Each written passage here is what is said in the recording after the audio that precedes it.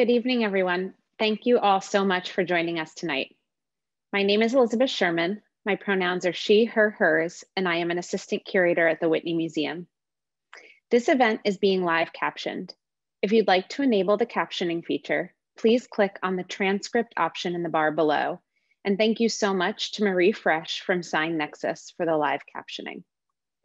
I want to acknowledge that I am speaking to you tonight from the ancestral lands of the Canarsie and Munsee Lenape, otherwise known today as Brooklyn. I encourage everyone to take a moment to recognize the Indigenous people with ancestral ties to the land where you are joining us from. I am thrilled to introduce our program this evening, Reimagining History, Dawoud Bey in conversation with Jason Moran and Sarah Broom, which is organized in conjunction with Dawoud's exhibition at the Whitney, Dawoud Bey, an American Project, on view through October 3rd.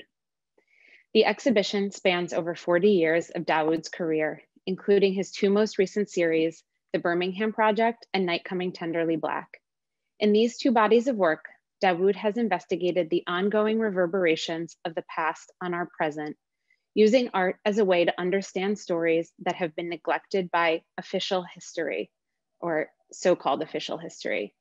The conversation tonight circles around this theme, a shared interest of all three of these artists in, as Sarah Broom describes it, attempts to fill in the blank spaces on the map. It is truly an honor to introduce our three panelists this evening. Sarah Broom is a journalist and author whose work has appeared in The New Yorker, The New York Times Magazine, O, The Oprah Magazine, and elsewhere. Her ambitious book, The Yellow House, tells 100 years of her family's history and their relationship to home in a neglected area of New Orleans, one of America's most mythologized cities. The Yellow House expands the map of New Orleans to include the stories of its lesser known natives, guided deftly by one of its native daughters, to demonstrate how enduring drives of clan, pride, and familial love resist and defy erasure. Next, the boundary-bursting artist Jason Moran grounds his practice in the composition of jazz, bridging the visual and performing arts through spellbinding stagecraft. Heralded as one of the country's leading jazz innovators, Moran transmutes his personal experience of the world into dynamic musical compositions that challenge the formal conventions of the medium. His experimental approach to art making embraces the intersection of objects and sound, pushing beyond the traditional in ways that are inherently theatrical. And luckily for us, Jason has been a part of numerous programs and exhibitions here at the Whitney, including the presentation of his first solo museum exhibition in 2019. And last, but most certainly not least, since the mid-1970s, Dawoud Bey has worked to expand upon what photography can and should be, insisting that it is an ethical practice requiring collaboration with his subjects. He creates poignant meditations on visibility, power, and race. Dawoud chronicles communities and histories that have been largely underrepresented or even unseen, and his work lends renewed urgency to an enduring conversation about what it means to represent America with a camera. Tonight's program will begin with an introduction by Dawoud, followed by short presentations by each of the panelists, and then a conversation between the three of them. Should we have time at the end of the program, we'll have a short Q&A. I encourage you to send us your questions using the Q&A feature in Zoom. You can click on the icon at the bottom of your screen and then type your question. Please feel free to submit questions during the talk. We expect tonight's program to last until about 7:30. Thank you all again for tuning into the program. And I'd also like to express my deepest gratitude and admiration to Dawoud, Jason, and Sarah for their inspiring work and for taking the time to speak with us tonight. Now I'll turn things over to Dawoud.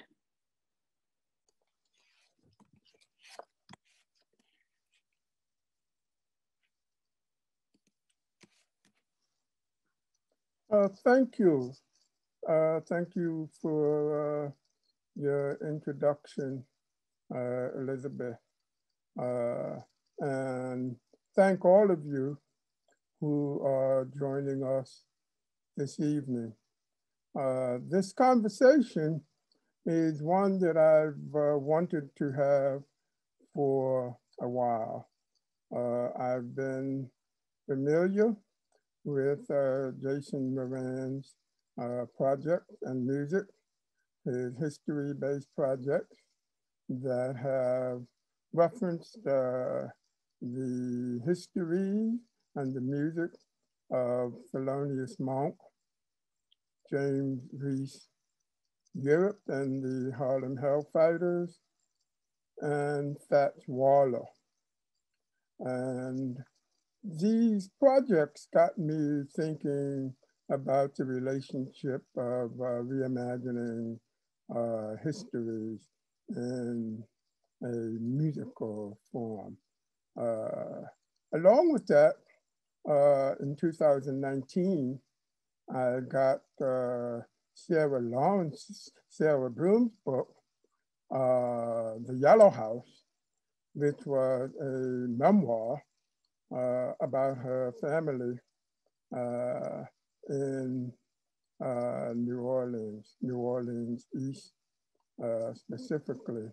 And one of the things that I realized almost immediately in reading Sarah Broom's book was that this was not a typical memoir.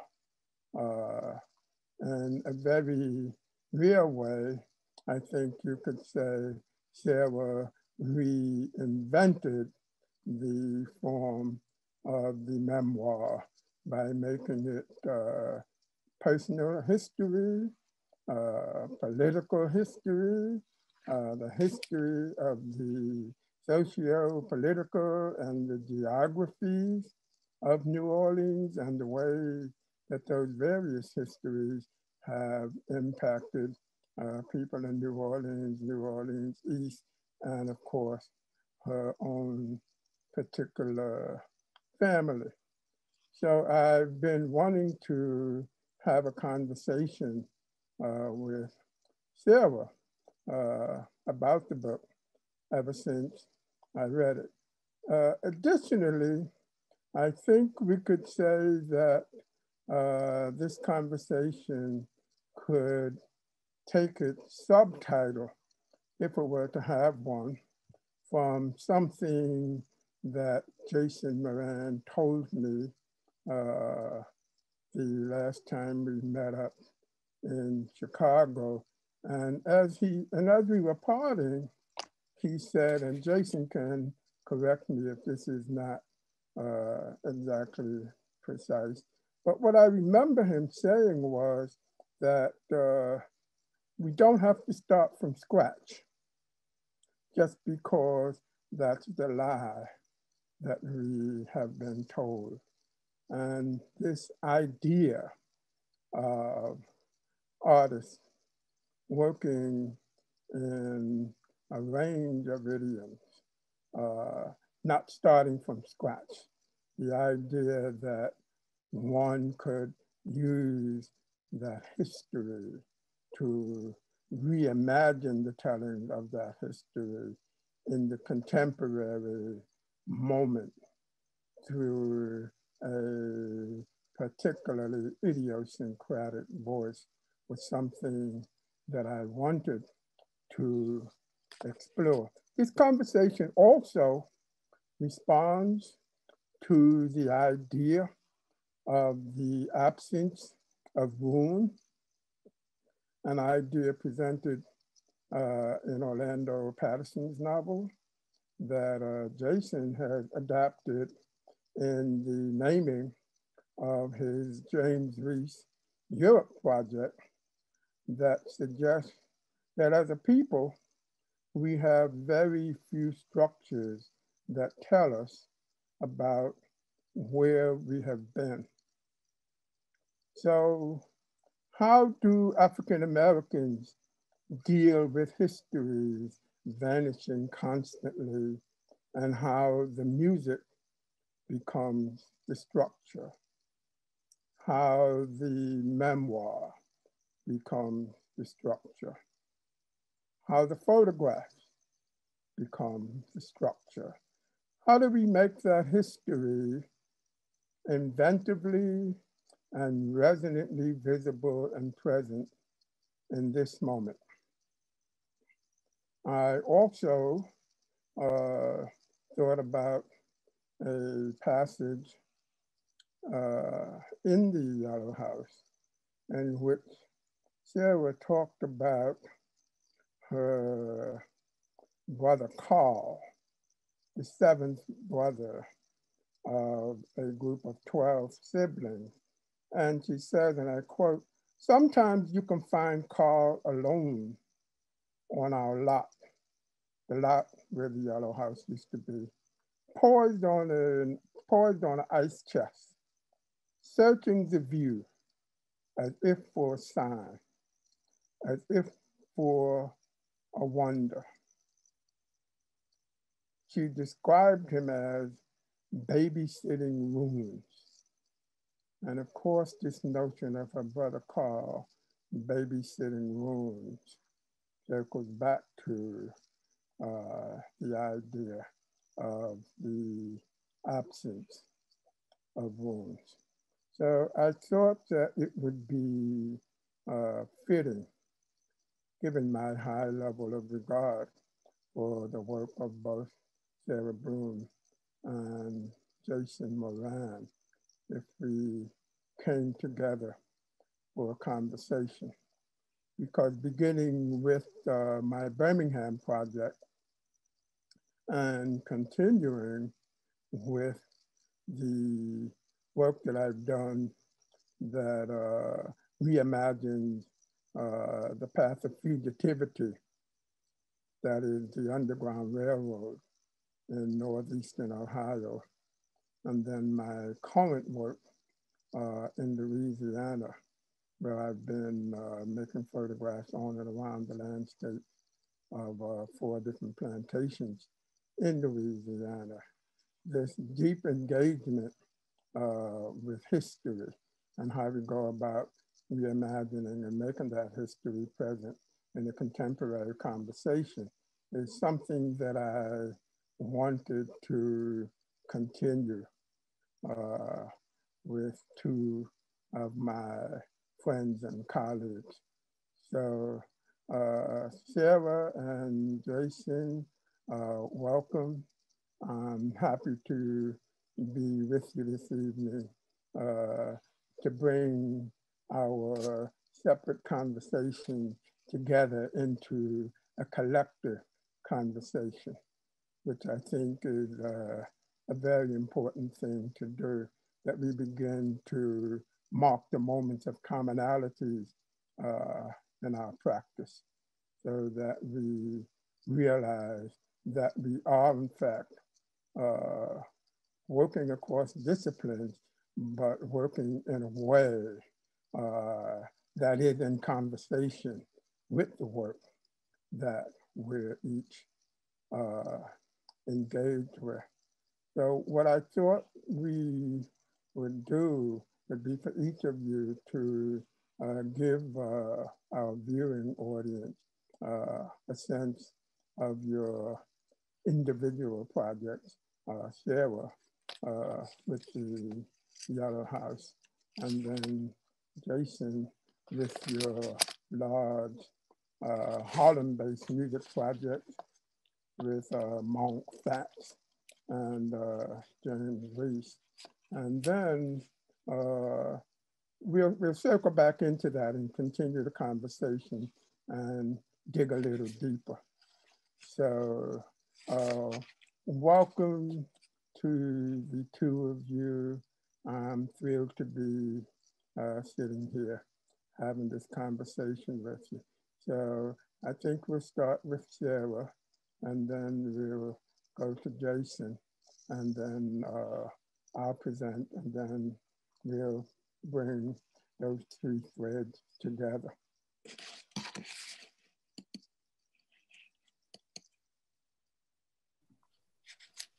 Hello, everyone. I have to say first how deeply honored I am to be here with these 2 artists whose work I love.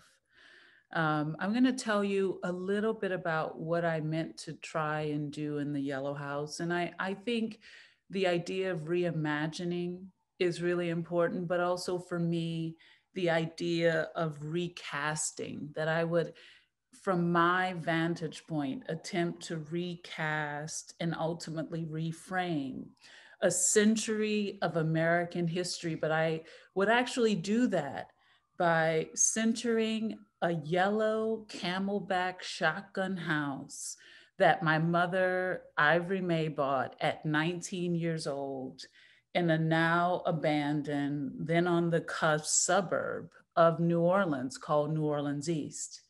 And if I could center that particular house, I thought I could perhaps revise the American map, actually. I could actually expand the boundaries of it and train my eyes, train my sight on what was not known enough to even be described in American literature before, that I could, in fact, elevate my own family's point of view as people who felt cut off, who were geographically, by being positioned in the East. And actually, next slide, please.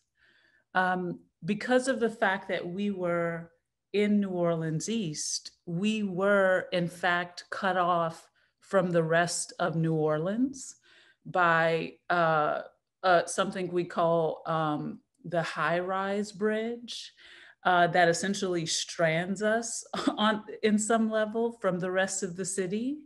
And in this particular position in New Orleans East, we're cut off, right, from the rest of New Orleans, as it were.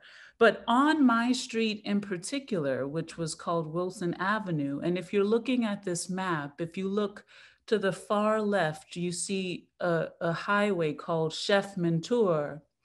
And this, if you follow the line on the far left of that highway, and you see where I've drawn a T, that's in fact where we were situated on Wilson Avenue. So we were not only cut off from the rest of the city, we were cut off from the rest of our street. So in order to get to our lives, we had to cross this busy, bustling Chef Mentor Highway. And I wanted to write something about what it means to be situated in that way. New Orleans East is a part of New Orleans, one of the most mythologized cities in America, that no one has really heard about, even though it is crucial to American history by virtue of having a NASA facility that actually built the rocket boosters for most of the space missions. NASA was also where my father worked and where my brother worked.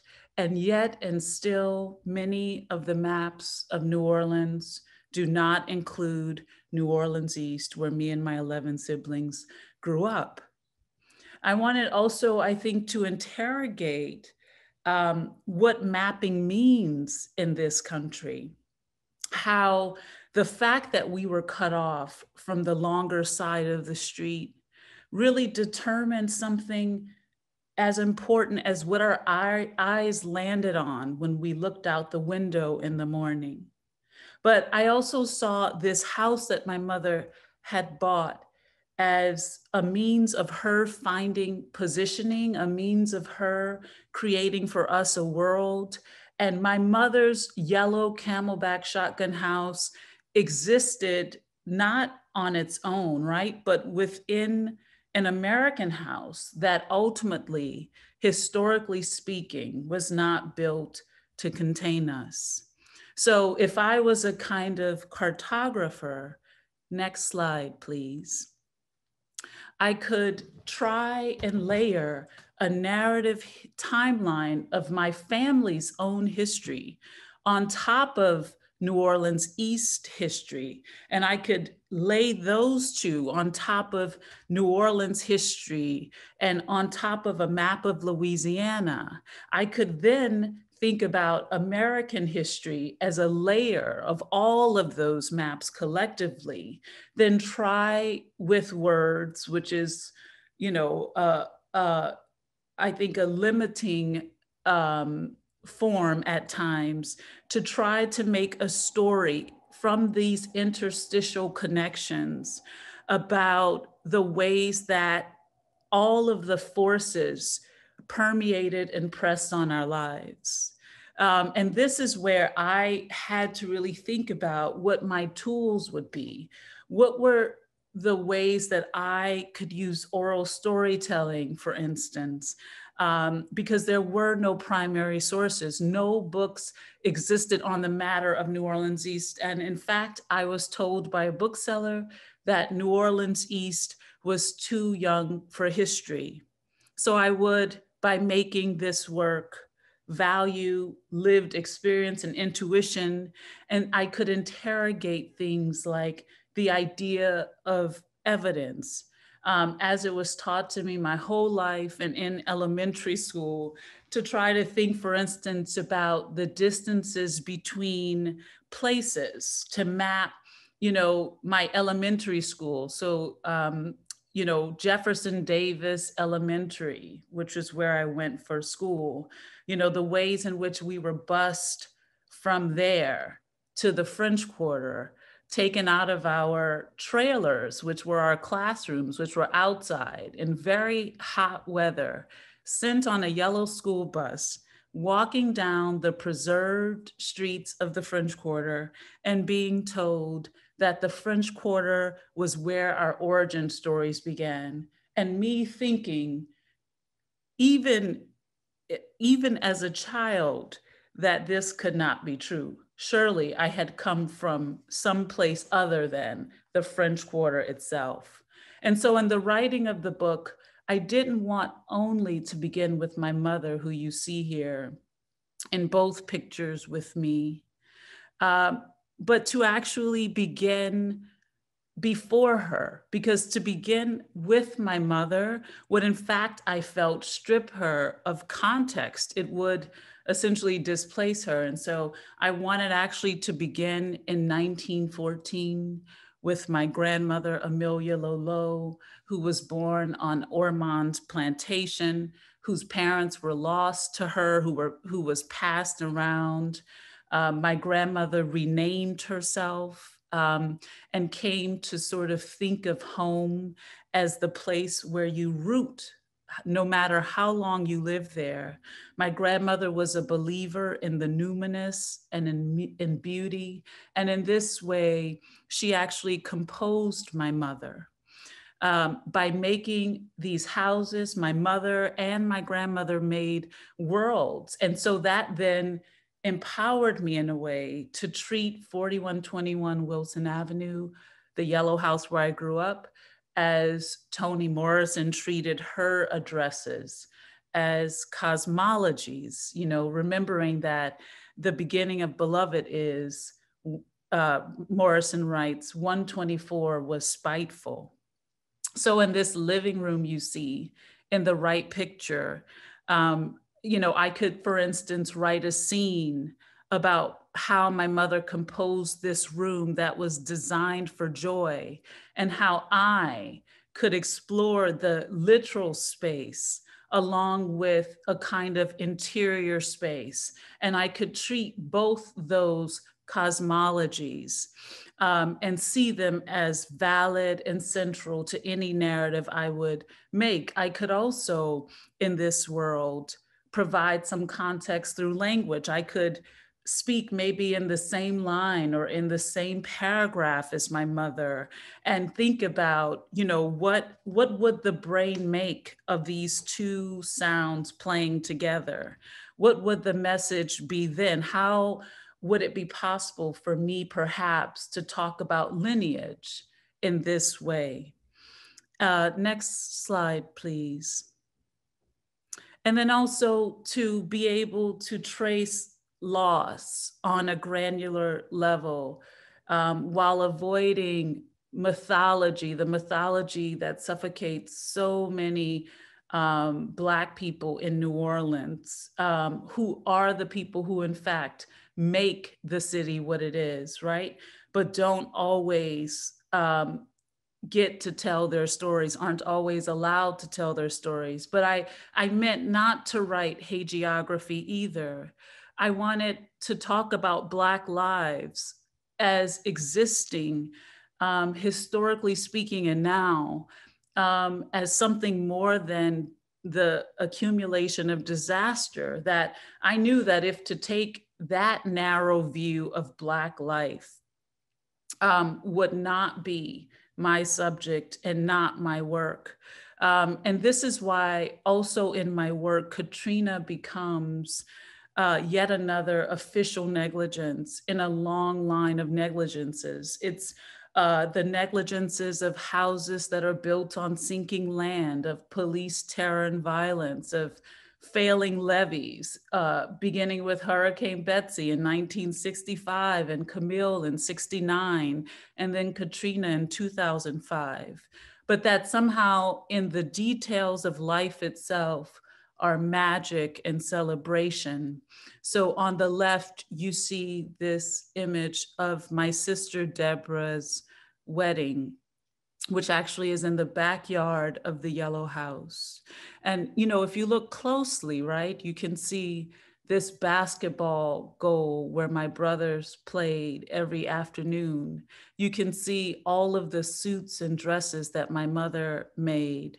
And you look even beyond and you see the trailer parks that are abutting the houses, which is a zoning issue. And you look even further and you see the Louisville and Nashville Railroad passing behind where we lived. And you start to understand the value of complicating these stories to tell this tenuous story about a family bound by water in an area of the city that not many people cared to get to know. Next slide, please. And so finally, to think of my brother, Carl, who is here, to think of the life, his life, as he's lived it and as I witnessed it, as an epic. To think of Carl in this work that I made as a kind of modern day Maroon, the one to keep vigil, to stay behind the scene, to clear the grass, to make sure it's neat on the spot where our house used to be. The sentinel who points his finger and says, see, see, see, even when nothing appears to be there. So my work, I think this work and the work that comes will always attempt to point the finger and try to help people see. Thank you.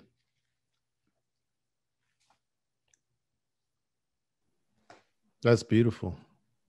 I mean, I'm glad that Sarah, hearing about, let's say, the photo, the memoir and the music that Dawoud picks up in the beginning, but also classic origin stories, especially from New Orleans. And in the past year, I've been focused on the legacy and life of Louis Armstrong from New Orleans, a musician who they love to give this origin story, a Black man origin story with a troubled childhood and abandoned but saved by saved by a white family, which is complicating to the birth of maybe one of the forms of music that become emblematic for America's promise not kept.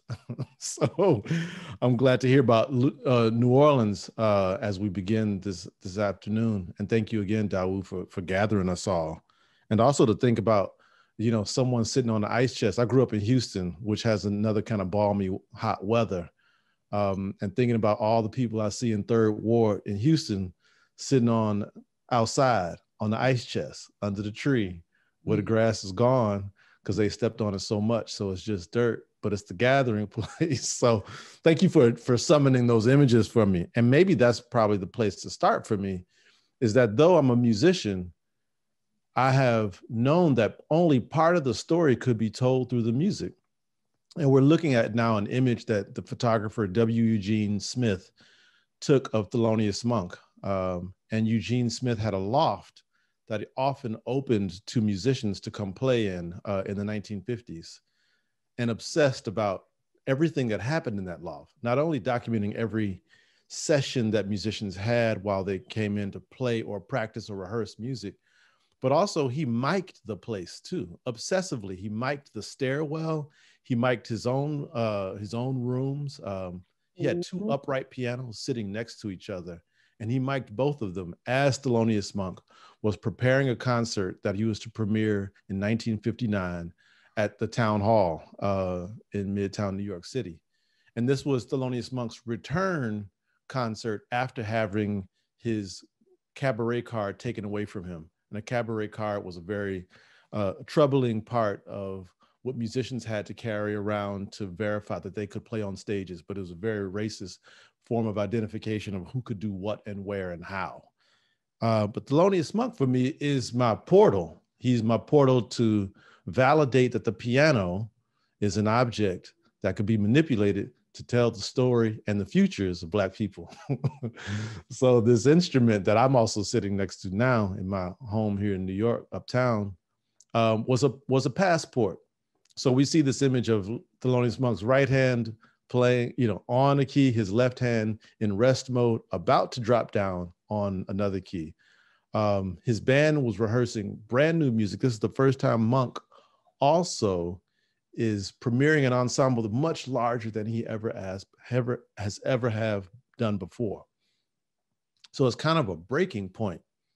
But Eugene Smith records all of the rehearsals of Thelonious Monk practicing. Now, when we think about classical music, and I'm saying Western European classical music, and we think about composers like Beethoven, talk about mythology. There's mythology around him. The mythology around Beethoven or the mythology around Mozart. And work is still performed today, but with a lot of mythology around it about how they want those pieces to be performed. Figaro, the fifth, but for Thelonious Monk, we have evidence, which is one of his famous compositions, Evidence. We have evidence of his existence because this is how the composer played it. And being a child of the Great Migration, moving from North Carolina to New York City, he keeps track of where he has been in his life by naming the songs. So he has a song called Little Rudy Tooty, which is about the trains that went by his house in Rocky Mount, North Carolina, that carried him and his family up to New York City. So he documents it there. He leaves these trails for you, not only I think for me, when I first started learning how to play jazz was like, let me learn the song. And then later, much later in life, I had to learn, well, why did they write this song and why did they title it such? So what clues were being given, what also Toni Morrison talks about, the invisible text that is in a book, but is also in a song. So how do we listen deeper to what the meaning of Thelonious Monk's music is? So I made a concert called Monk at Town Hall. It's called In My Mind, Monk at Town Hall, 1959. And in the concert, I aimed to kind of demystify the brilliance of Thelonious Monk by allowing us to hear him in rehearsal mode. What does he say during a rehearsal? This next slide is of Fats Waller. It's of a mask, actually, of Fats Waller. I'm wearing a Fats Waller mask. Fats Waller is from an era, a generation right before Thelonious Monk. So this is earlier Harlem piano history, mid-1930s and 40s. He is the student of James P. Johnson, who was, key to the sound of the Harlem Renaissance in the 1920s and the rent parties. But Fats Waller becomes, a much kind of like a pop figure, kind of lacing his songs during the Great Depression with a sense of optimism, but never, ever leaving his people, always documenting the struggles of the people in the songs. There is a version of him playing Sometimes I Feel Like a Motherless Child on the organ. And he talks about the people who he's missing as in the middle of this Negro spiritual. He breaks from his performance to then add a riff from his mouth and says, I wonder what the poor people are doing, and I wish I was doing it with them. Acknowledging who he is, and where he is from, and who he needs to keep talking to as a performer. So I made what is called the Fats Waller Dance Party, a concert that goes around and aims mostly to put the body back in contact with jazz music. Jazz emerges as a dance form, as a music related to the body, in the body. But over time, as it is studied, it leaves that form and it becomes something that is taken away from the body. And as a performer coming through this practice, I wanted to make sure that that didn't happen, not for me as a pianist, that I must remain and have a relationship to the dance, and that the dance is about community, and that Fats Waller, through all of his troubles and his early death, was always about the community. And though he died, was born and raised in Harlem, his ashes were spread across Harlem in a helicopter. So that's Fats Waller, and that was premiered here, very close to where I live at the Harlem stage, the Gatehouse. Move to the next slide. And maybe the third, I call this kind of a Harlem, well, maybe it's a trilogy now, and I didn't know when I was starting any of these projects, because I never thought that this is what I would be wanting to do with my life as a pianist, was dive back further and further into history. But maybe similar to what Sarah is saying, is somehow these lines get erased. They get erased through time. They get erased through people just stop saying the person's name. But knowing that they are a solid part of the backbone. The most recent project was dedicated to the man on the left, James Reese Europe, a band leader, a composer from the early 1900s, who formed not only an African-American musicians union called the Clef Club, was one of the first jazz musician to perform in Carnegie Hall with 150 musicians.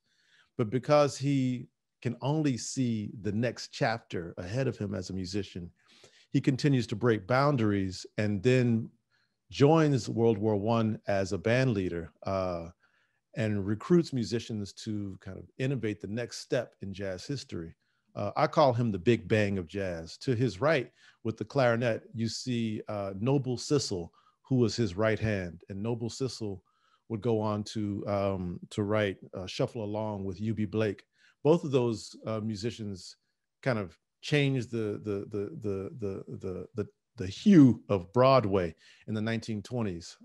But James Reese Europe is leading this charge by demanding a kind of equality for Black musicians. But when he goes to war with the Harlem Hellfighters and the legendary 369th Regiment, they fight because of segregation. They fight on the side of the French because America did not want them fighting alongside white soldiers. But what they do is they bring jazz to Europe. They cross the Atlantic, probably for the first time in their ancestry again, to bring this music and powerful music to the shores of France. Then, by virtue of that, now it seems like leaving behind a touring circuit for the music, making a revolution in sound. And James Reese Europe is also from the Great Migration, with his family moving up from Alabama to DC. He is the student of Joseph Douglas, who is the grandson of Frederick Douglass. And James Reese Europe also grew up down the block from John Philip Sousa. So there's much that James Reese Europe hears in his mind for the possibility of sound to tell the story. And he is taken from us because he is murdered in the intermission of one of his concerts after he has returned from a war and is on a victory tour. He is murdered by his own drummer. And with his wound, he says to Noble Sissle and the band, go finish the concert. I'll be okay. And I'll see you tomorrow. We'll reconnect tomorrow. And he does not live through the night. But his name is one to be spoken to reaffirm our backbone sonically in this country. And it has been a project that has been dear to my heart, and I'm glad to share with you all today. So thank you, Dawoud. Thank you, Sarah. All right, yeah, and that stuff that happened at the Whitney too. I'm sorry, but yeah, these are memorials for jazz clubs gone. On the right is a version of Slug Saloon, which was a club in the 1960s and 70s that legendary performers like Ornette Coleman, Sun Ra, and pictured there is my partner in crime, the saxophonist Charles Lloyd, us kind of leaving some spit on the stage was an important part of playing, leaving some sweat, blood, and spit.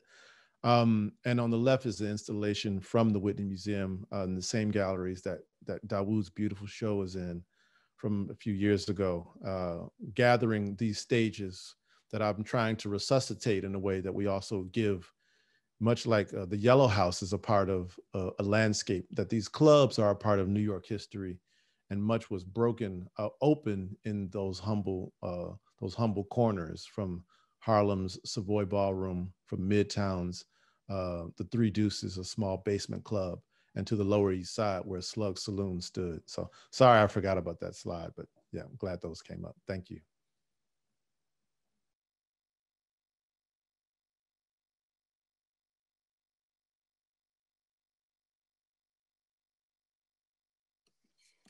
Okay, my mute is on. Okay, thank you, Jason. I want to share with you what is in the most direct sense the beginning of what has become an ongoing history project, beginning with this project, the Birmingham Project, works from which are installed in my current exhibition at the Whitney in the first floor gallery space. The beginnings of the Birmingham Project actually go back to when I was 11 years old. And my mother and father brought home a book called The Movement. And this was a book of photographs that went about the civil rights movement that had been published by the Student Nonviolent Coordinating Committee, known informally throughout the movement as SNCC. And SNCC had commissioned the poet and playwright Lorraine Hansberry to take these photographs and weave a text through the photograph that would make it hold together as a book. And the book was going to be sold as a fundraising vehicle for the Student Nonviolent Coordinating Committee. There were, as I said, a lot of really violent photographs in the book. I'm not showing them to you in this abbreviated presentation, but there were some photographs that are familiar to some of us in terms of the young people in Birmingham being set upon by dogs and fire hoses as they mounted resistance to segregation in Birmingham and Alabama. There were lynching photographs in the book. And there was one photograph in the book in particular that seared its way into my psyche. It was a photograph of a young girl lying in a hospital bed with her eyes covered in gauze bandage. And the book came out in 1964 when I was 11 years old. And I often speak about my life as my life before that book and my life after that book, because that book basically contained photographs of everything that my mother and father had been doing their best to protect me from. And they brought the book home. They got the book at a talk that James Baldwin did at the church that I grew up in Jamaica, Queens, in New York, and the book was being sold at the reception afterwards. And they brought the book home and they left it where I could get at it. And I opened the book, and among those pictures that I described, that picture of Sarah Jean Collins, who was the surviving sister of Addie Mae Collins, who was one of the 4 girls who were killed in the dynamiting of the 16th Street Baptist Church on September 15th, 1963. I don't think I intuited at that moment that I was pretty much the same age as the girl in the photograph, which may well have been why it seared its way into my psyche so deeply. But I never forgot that photograph. And some 40 years later, that photograph came rushing back one morning and literally pushed me bolt upright out of bed. And I knew I needed to do something with that photograph, with that memory, with that history. And so I planned a trip to Birmingham. I'd never been to Birmingham before. I'd never been to Alabama before. I do have a whole side of the family that's from Mississippi, but I've only even seldom been in Mississippi. But I planned a trip to Birmingham specifically to stay through a long weekend to make a visit to 16th Street Baptist Church to bear witness to and see the place where this trauma had occurred on September 15th, 1963. So that was my first engagement or encounter with Birmingham. Next slide, please. After that initial trip, I started making periodic visits to Birmingham, knowing that I wanted to make some work about that history, but having no idea what the shape or form of that work might be. So I started taking in as much of the place as possible. I did some research and located the grave site of Denise Mcnair that you see in the upper right slide there, who was the youngest girl killed in the dynamiting of the church. Denise Mcnair was 11 years old, and the other girls killed in the dynamiting of the church were 14 years old. And over the course of several years, I was in and out of Birmingham, I would say over 7 or 8 years, just visiting the place, becoming familiar with the place, building relationships with people in the community, doing research in the Birmingham Civil Rights Institute, which you see in the upper right picture. The Birmingham Civil Rights Institute also houses the collection of Reverend Fred Shuttlesworth. There's the Reverend Fred Shuttlesworth archive. And I spent time in that archive as well. Reverend Fred Shuttlesworth was the activist minister in Birmingham, whose home had been previously bombed, Bethel Baptist Church. I wanted to spend time in the neighborhood, one of the neighborhoods where the 3 girls had lived, The photographs on the bottom are all from the Smithfield community. Three of the girls lived in Smithfield.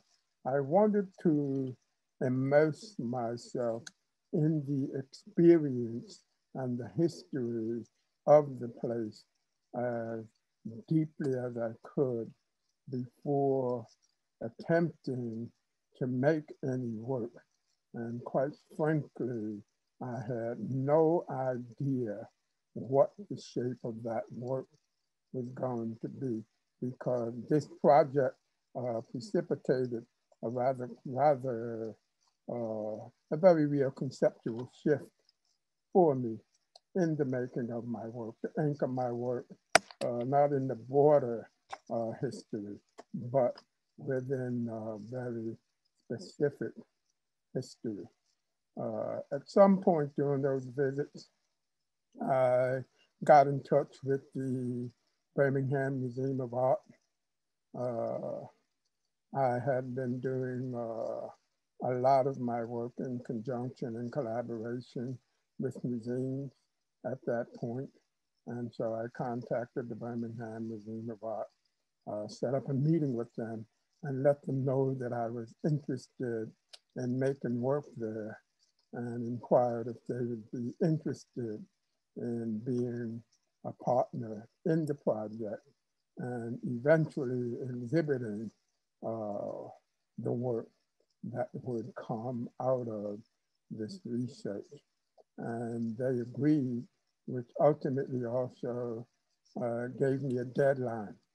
When you have institutional conversations, you will thankfully end up having a deadline, which begins to help shape the parameters of the work. If not what the work would be, certainly by when the work needs to be realized for presentation. Next slide, please.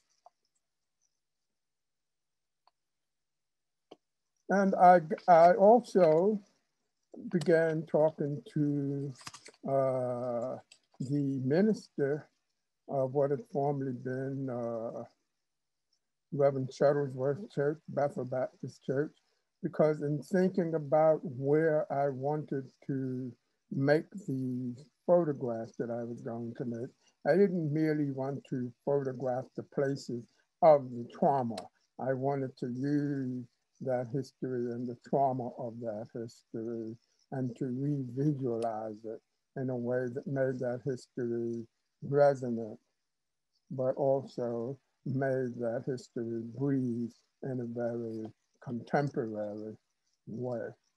And I decided initially to, after several years, I decided to make photographs of young people, excuse me, who were the ages of the 6, not 4, but in fact 6 young people who had been murdered in Birmingham that day. Because in the course of my research at the Birmingham Civil Rights Institute, I found out that not only had 4 girls been killed that day in the dynamiting of the church, but in the violent aftermath of the dynamiting of the church, 2 young African-American boys had also been killed in separate acts of racist violence.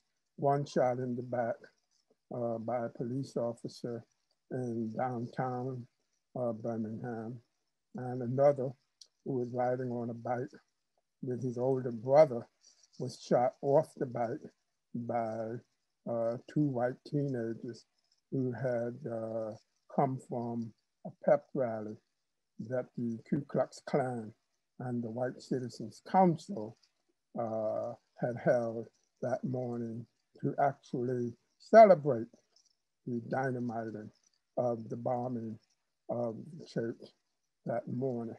And so I decided I wanted to give those 6 young people whose faces and identity, the boys were largely unknown to most people who are familiar with that history.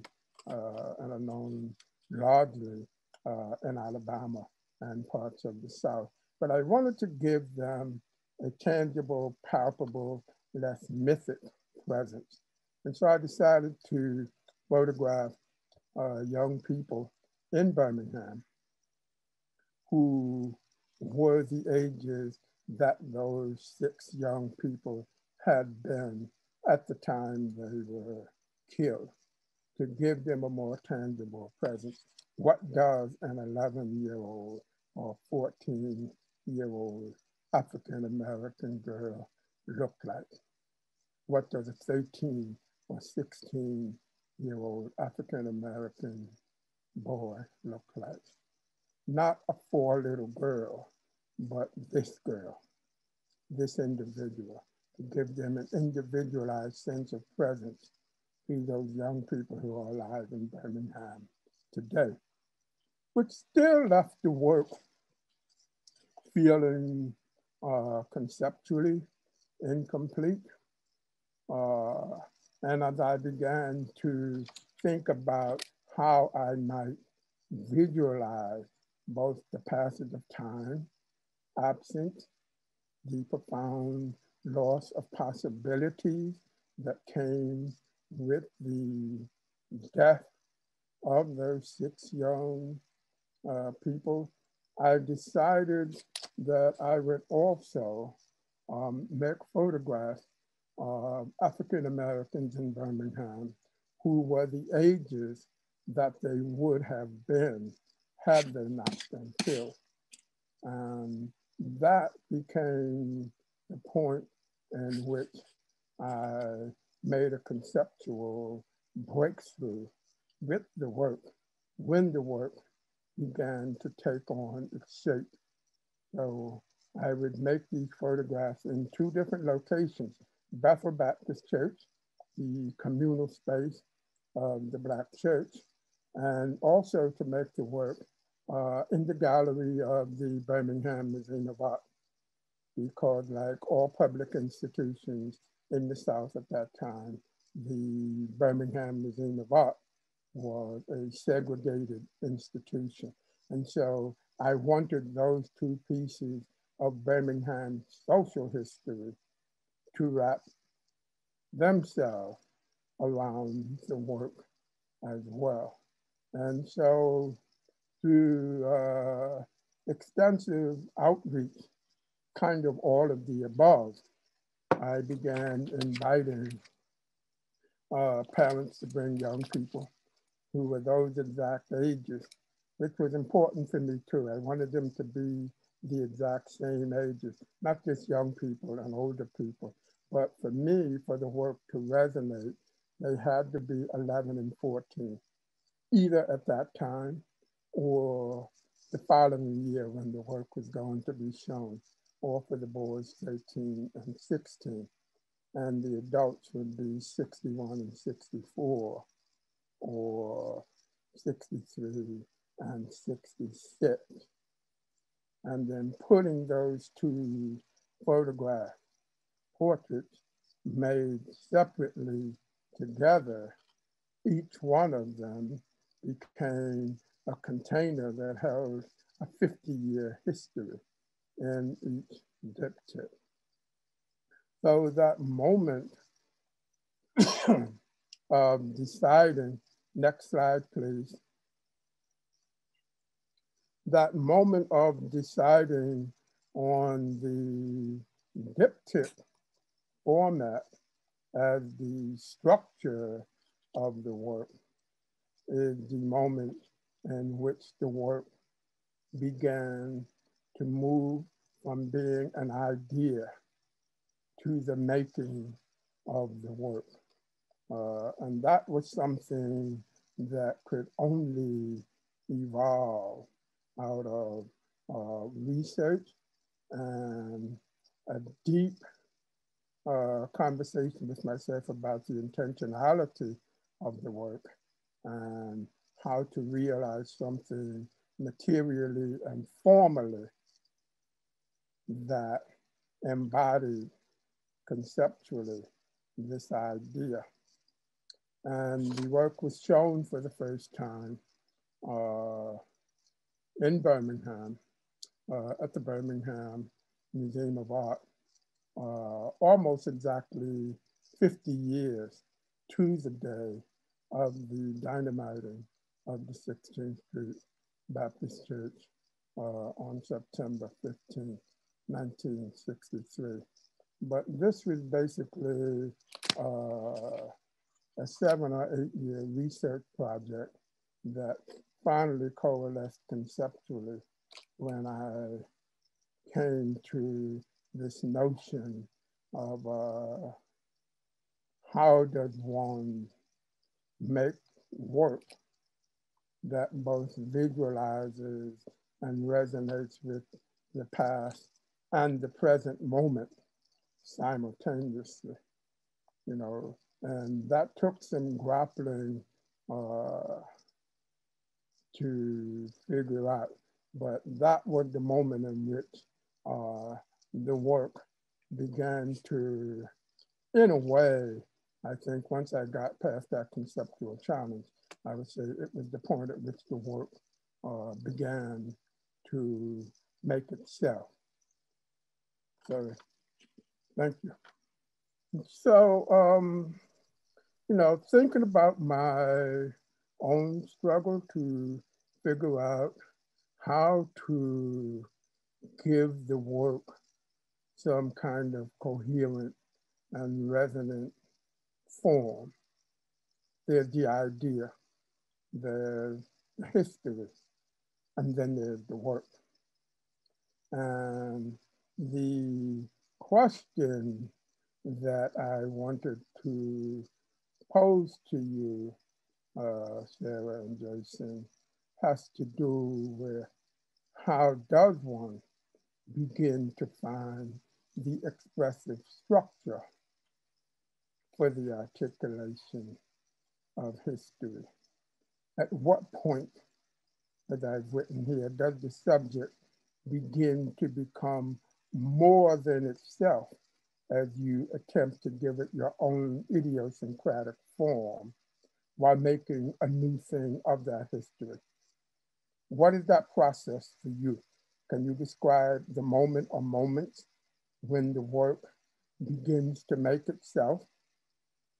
You know, I often tell my students that at some point in the process of making the work begins to tell you what it needs. And it's necessary to be responsive and to listen to that, because that's when the work, in my opinion, begins to come more fully into being. It's not when you persistently assert your ideas on the work.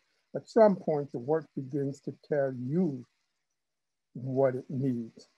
And the form, I think, for me anyway, comes out of throwing myself into the work, starting the research, the desire to know as much as I can about the thing I'm attempting to make work about.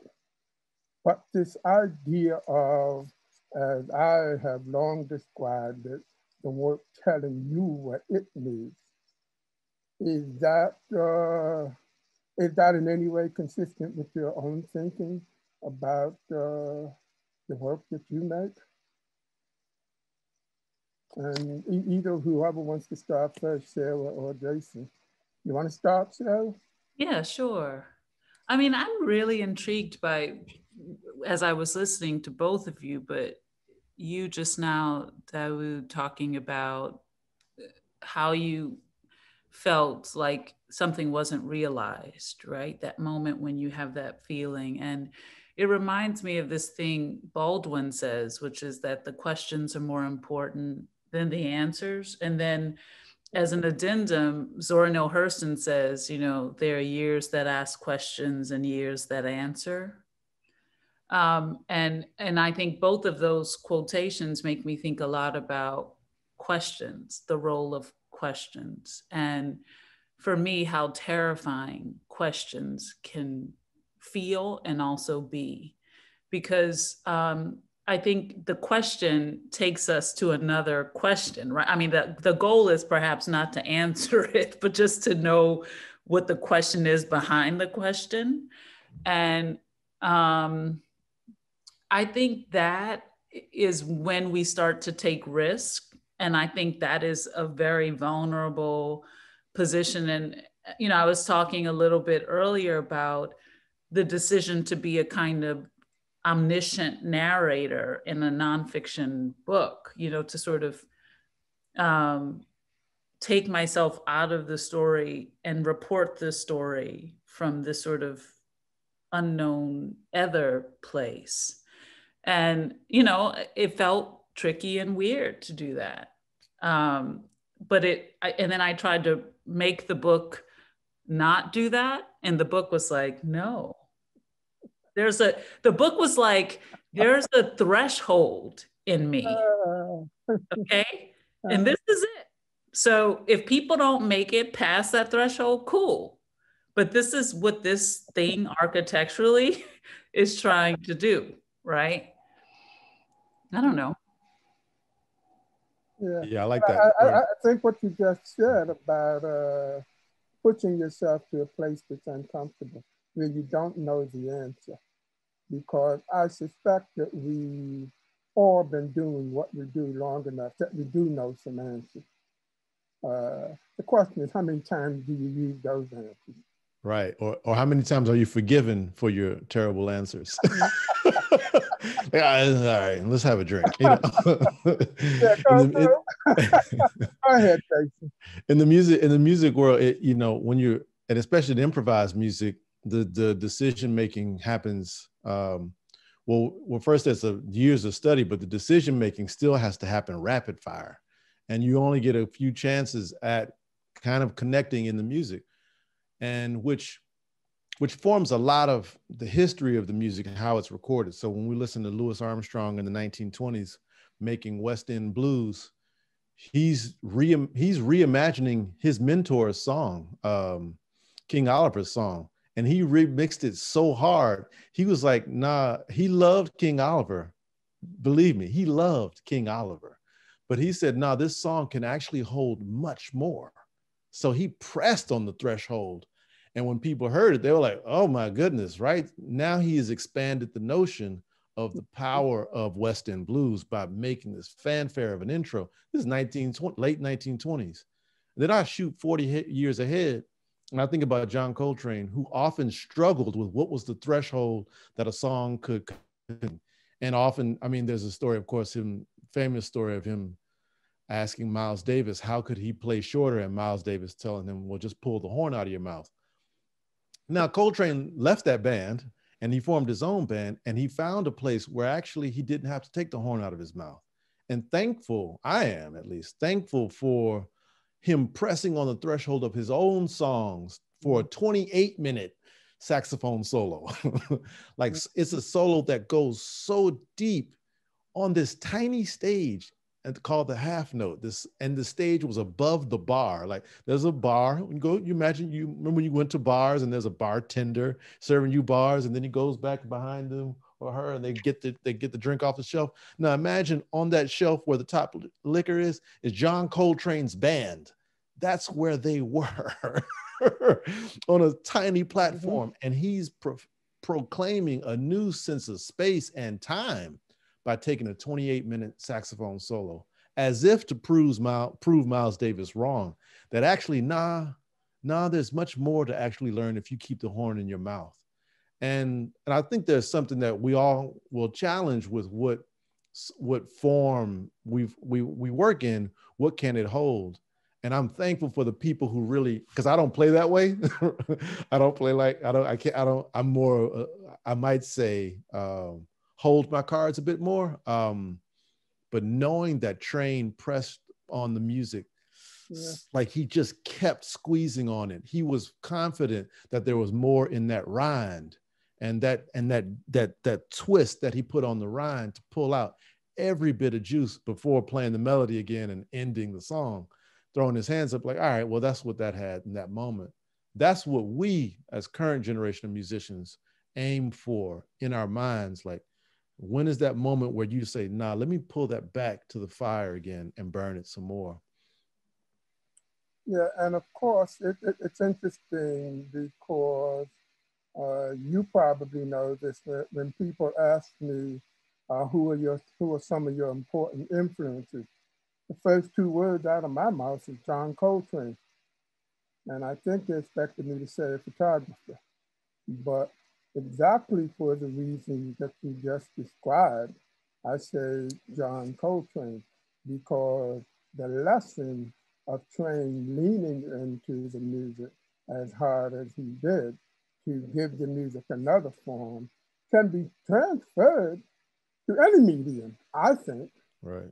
You know, which is why, saying, I think writers sometimes get disappointed. They ask me that question several times, hoping I'll say at least one photographer, and I do. It's who I did Kawaba, because of the way he leaned into the materiality of the photograph and made it do something that it previously had not done, And D. Kawaba, Lance and Hughes, of course, was the influence of what gave me the confidence and the stage to stand on to make the night coming tenderly blackwood, that rich, dark blackness, the blackness of the subject, the narrative, and the materiality. I could do it. D. Kawaba gave me permission. All I have to do is take on the challenge and then blow it up, bring it into this moment, but do it in a way that also is deeply embedded in the history, So usually if I'm thinking quickly and people ask me, who are your influences? Thinking quickly, I just say John Coltrane and Toni Morrison. That's my level of ambition. If I can get close to what they did, man, I'm really doing something. And, and in my 68th year, I'm beginning, to realize that if I hold on to that as the source of inspiration, much the way in my earlier incarnation, my first expressive mode was music, which is why when people used to ask me when I was a drummer, who do you look to? Tony Williams. Easy. He pushed the role of the drum set into a whole other place within the jazz ensemble. Miles just got out the way and let him do it. Miles knew. Now, interesting what you said about him telling Trey to take the horn out, because with Tony, he just backed up and let the boy go. And he realized that if he did, something extraordinary was going to result. So I've always found inspiration in other forms. And of course, the title of my most recent book, The Plantation, was In This Here Place, comes from Toni Morrison, because I always want to, whenever possible, call out the name of those ancestors of ours who inform and inspire the work, and to let people know that work can be embraced and given other expressive forms through our work. And I'm wondering, outside of your own particular expressive form, Sarah, you mentioned Toni Morrison, but I'm just wondering what some of those sources of inspiration, that are embedded in you that just kind of keep ambitiously pushing you forward as you reach for something beyond what you're capable of. I'm a person obsessed with painters. Like really, if I could go live in a painting as a geography and just be in there, I absolutely would. And I love to think about the way painters, and I mean painters like Sam Gilliam, painters like Thornton Dial, painters like Sam Doyle, you know, I've been going and sitting in front of Julie Moretu and just being like, you know, what are you here to tell me, right? Just for hours. I mean, it's sort of like, for me, that ability to cross reference and layer and change direction and cover up and then reveal and, you know, hide and then tell us again in another way. I just feel like, you know, I mean, maybe in some way, I love visual artists so much because as a person from New Orleans, it's like, I don't want to be the person going around saying, I'm from New Orleans, right? Like, you know, I don't want to be that person at the cocktail party. I, but if I could have some of that complication in the work, right? If the complication of the work could say to you, oh, maybe that's what a writer from that place might look like or write like, that's more interesting. And I feel like visual artists, there's just this amalgamation of sensory cues that I'm just sort of in love with. Yeah, interesting. And I know we're getting close to time when we should open up for maybe one or two questions. But Jason, I have a question for you because it is literally something, I won't say it keeps me up at night, but it is something that I've thought more than a little bit about. And it has to do with what I have identified in at least two of the subjects of your project, Fats Waller and James Reese Europe. And especially when I watch those performances, I also think about the concept of mask and masquerade, the transformation from self to a transcendent spirit.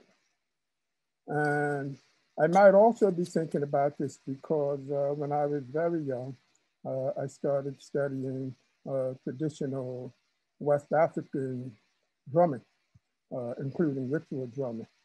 And the first time I played for a masquerade, a young boy was with us in the backyard where we were rehearsing.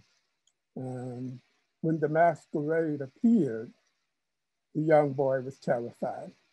He started crying. And I tried to calm the young boy down by telling him, don't worry, it's Tony. And my teacher, I'm pretty sure it was Neil Clark, stopped everything and looked me in the eye. And he was obviously about to tell me something very important. And he said, we never called the name of the masquerader, never. And I never got that because it let me know how important and central and how real that transformation was. Whoever he may have been, that's not who that is.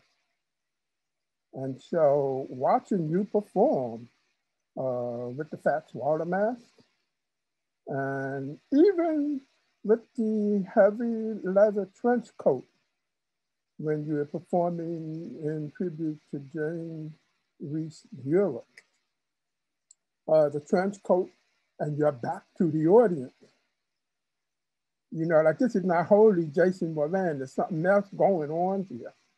And, you know, if people have seen some of those photographs of James Reese Europe and the Harlem Hellfighters on the ship, and you've seen them in those heavy, you know, trench coats I'm wondering how or if this idea of masquerade informs the performative piece for your work. If it does, if it doesn't, or am I doing too deep a reading of you? No, you're reading it right. I mean, Fats Waller, he lives, you know, he's always jealous that he can't come to shows. So he's over here now, all up in my grill.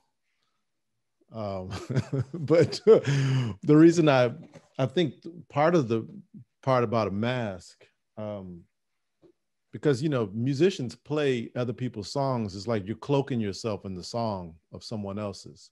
And it's also very much a tradition of jazz musicians playing somebody else's song and showing what they feel about the song. It's the revolutions that happen when Nina Simone sings, you know, a Kurt Weill piece of music. She transforms it when it comes through her lungs and out of her vocal cords, and then out of her mouth and into our ears. So there's always that transformative moment. Thelonious Monk playing Duke Ellington's music, he's transforming that, you know, but he's cloaking himself in, you know, the kind of like the royalty of Ellington by doing it. But he's also saying, but I have different slang. And I think when looking at Fats Waller, one thing that you can do is you can buy masks of terrible people. You can buy masks of terrible presidents, you know, like you can, like during Halloween, you could, you know, all kinds of stuff. And how were we not having a Duke Ellington mask? And so I started looking just for these masks of people and found one artist. His name is Didier Civil, a Haitian artist who makes masks for masquerades in Haiti. And so he had made a mask of the trombonist Roswell Rudd, really great trombonist. And I thought, okay, so whoever's making a mask for Roswell Rudd probably should make a mask for Fats Waller. But the thing that changed me mostly was during the performances, I was terrified to actually put the mask on because it wasn't the physicality of wearing it during a show and wondering where I am on the stage. It was actually what it sounds like in the mask. And so I'm playing a performance of music, but all of a sudden the sound is as if I am in, let's say, the sunken place. That's what it feels like. And so you can't quite discern the downbeat that you hear of the drummer 6 feet away from you. You can't quite hear all the chords. So you really are feeling into the dark. And I was terrified of that feeling because I wasn't sure of what I was supposed to be learning in that moment, nor doing with my body. But as I would perform this, and I've been performing it for over 10 years now, I would wear it for like 20 minutes in an hour and a half show. Now I wear it for about 70 minutes in an hour and a half show, kind of finding a relationship with the inside of his head. Because Fats Waller also as a spirit is enormous. It's actually what makes people still attracted to him, though he's been dead for a very long time. We still want to feel his joy. So how do I summon up not only the spirit of me, but also how do I sit and bring him back? So much so that I think the mask has changed. The facial features of that mask have changed, or my face has changed and it's gotten closer to that. My wife keeps saying, I don't know, that mask is changing. You're changing, one or the other. It's getting a little too close. And I think that's when I felt like it was the right move to make, to think about Fats Waller in this way. Because for me, playing the music is just not enough. Interrogation of the possibility of those songs. So I'm glad you pulled it up because it is a very big feature of the concert, and also one that is extremely challenging to do because it's not like my training, but it has become my trade. Mm-hmm.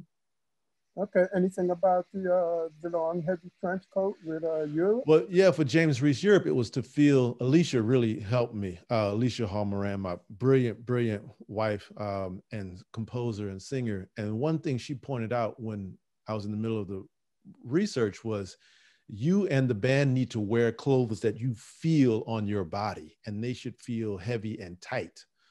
Because these are soldiers, you know, whose clothes are not about fashion, they're about utility.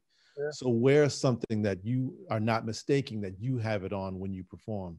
These soldiers, when they return from the war for their great victory parade going up Fifth Avenue to Harlem in February, playing music in February, cold New York, brass instruments, walking 80 blocks.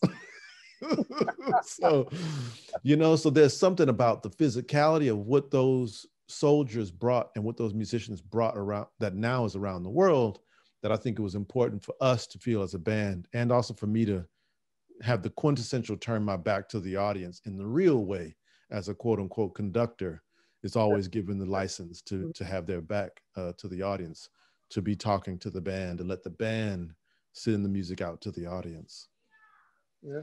Okay, thank you. I've been thinking quite a bit about that, man, so thank you. Because for me,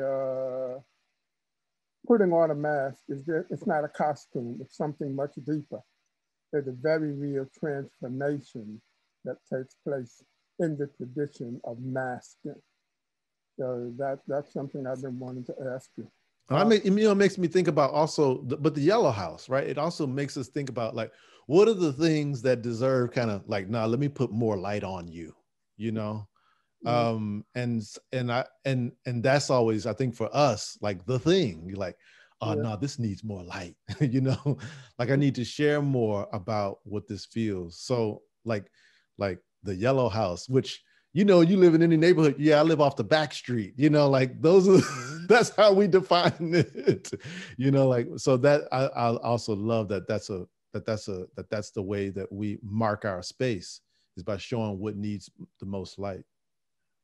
Yeah, and I think too, the idea that both in the person and the place, it embodies a very real sense of spirit. Like that house isn't there, but in a way, there is something very powerful that lingers in the space of where the physical house was, which I believe demands a certain respect. Like you just don't go up in there trampling around like it's a vacant lot, because a lot of things happen in that space that'll do a certain level of respect. And they're still in the air, they're still in the ground. They haven't left, So thank you both. Maybe Elizabeth or whoever has been monitoring the Q&A that has been piling up can come back and see if the audience wants to follow up with anything. But Sarah, hi everyone. Jason, thank you. Thank you. Elizabeth? So many thanks to the three of you, and I'll save my real thanks for the very end. We've had so many great questions. We've also had so many reflections, so many people sharing their associations, other artists they're interested in, wanting to know if they resonate for all of you, specific questions about each of your practices. There's just a lot of love and inspiration happening in the Q&A in the chat. I think given the time, there was one question that just came in recently that I thought might be a good place to end on. And it was asking about audience. If each of you have a specific audience in mind for your work when making your work, or if that's not something you consider or sort of direct your practice towards. Maybe Sarah, if you want to take it first, unless someone else wants to jump in. I don't know, history is my audience. That's how I would answer that most honestly. The work is certainly made now, but it's meant to both mark its place in an ongoing history, so that when people at some point look back, our presence will be duly and brilliantly and magnificently noted. So I would say the history is my audience. And of course, any other hypothetical person who, under whatever circumstances, comes to engage with the work. But when I'm making the work, no, I'm acutely aware that I'm, making an expressive utterance to and inside of a larger history.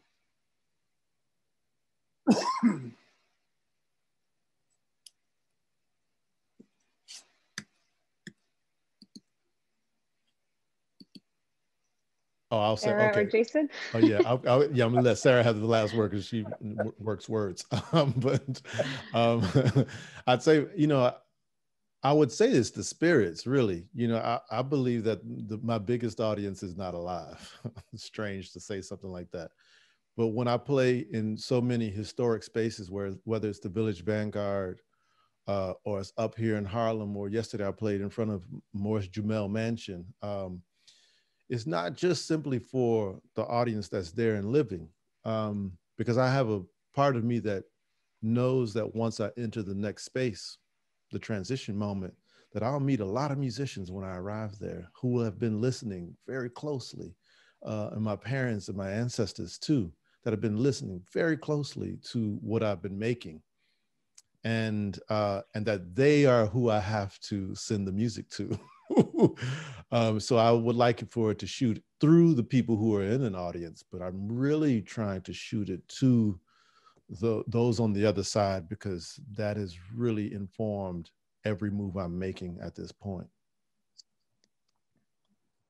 Yeah, I agree with both of you. I think when I'm working, I can't have the voices. The idea of the audience has to disappear for me, because there has to be a way that I'm listening that's different. And maybe that listening is connected.